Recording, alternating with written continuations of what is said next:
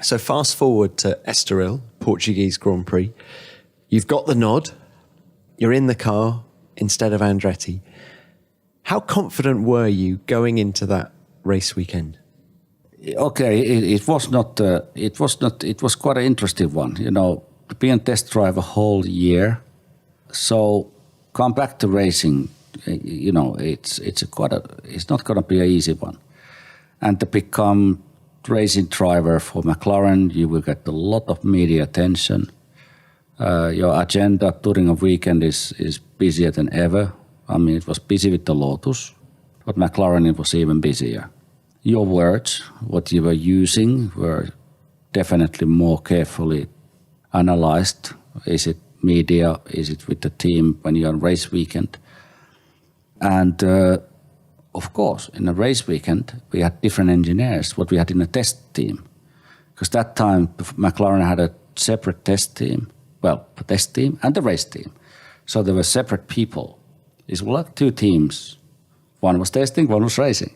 So going to Portugal for the first Grand Prix, I had a different mechanics. I had a different engineer. So it was quite a few different new people, new elements, what I had to face. And so what I tried to do, I purposely disconnected myself in terms of not thinking about it. Oh, I have new people here. So I have to start introducing myself, having a little chat, who you are, what I do, and this and that. It was no time for that. So I had to go straight to business, and I focus only on going to Portugal to kick Ayrton's ass, to go quicker than him. So that was my goal. I knew the car was not quick enough to beat Williams because they were faster. But I thought, that's it. That's the only thing what I had to do is to go faster than him.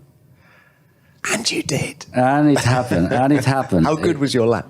It was good. Yeah, it was very good lap. I don't think I could go any quicker than that. I mean, technically, the car was working fine, and it was a fantastic lap. So I thought that it's not possible to Ayrton go quicker than that.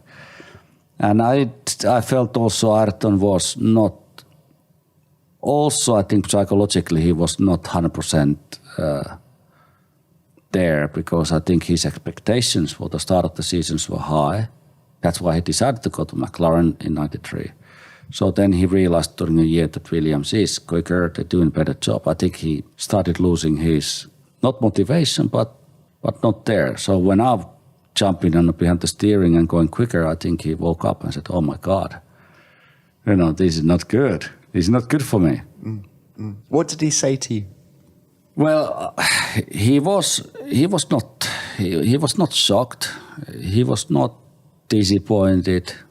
Was he generous in terms of his congratulations? Well, he was just simply asking, what did you do? How did you do that? And he was serious about it. And I could start explaining to him about this. I was using this kind of technique for the driving and this and that, but I didn't want to go into that. I just said, something which was nothing to do with the racing. So I think it upset him really big way.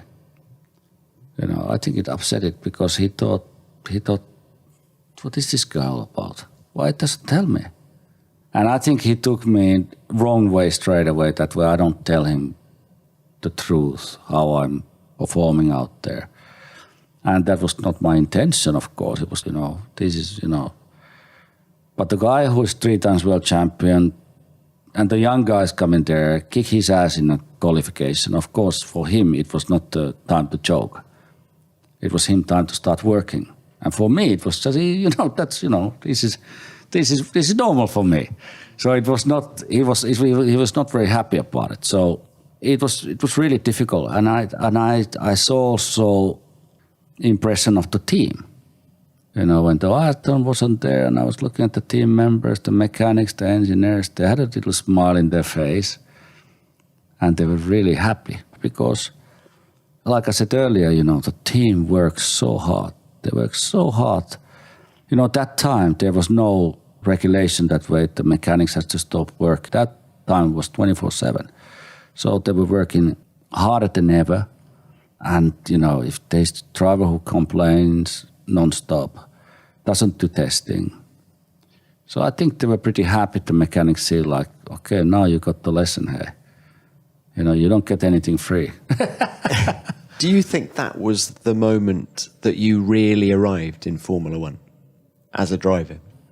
It certainly made a Formula One people to realize like, yeah, this guy is quick. He has a talent and he can do great things, Do you think, had Ayrton already committed to Williams at that point for the following year? I don't know in real, but normally, you start discussions and the planning for the future. Because you talk about the smiles on the faces of the management and the engineers and Ron Dennis in particular. There must have been a sense of relief that we've got a guy who can replace Ayrton Senna right here in our car. There must have been that feeling as well. Yes, absolutely. And because team had a very good data and record of my testing, what I have done in that year. They knew how quick I am, and that they knew how committed I am for the team, and they knew we can do good things together. But I think, of course, this kind of race in Estoril in 93 confirms to the whole team, everybody back in the factory, everybody that, wow, we have a good driver in the team now. And the Ron has made a good decision to take me to the team.